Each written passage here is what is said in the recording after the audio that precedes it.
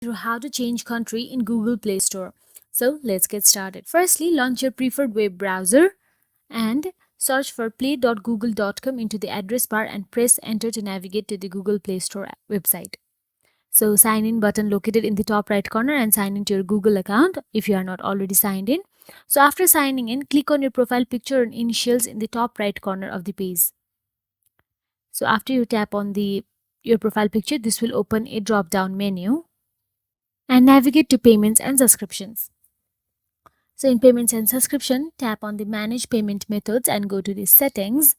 In settings, there you see the change country or region option available there.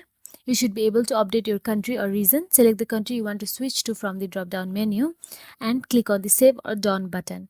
So once you have completed these steps, your Google Play Store country should be updated to the new country you selected. So that is it, guys. If you found this video helpful, please like, share and subscribe our channel, and thank you for watching.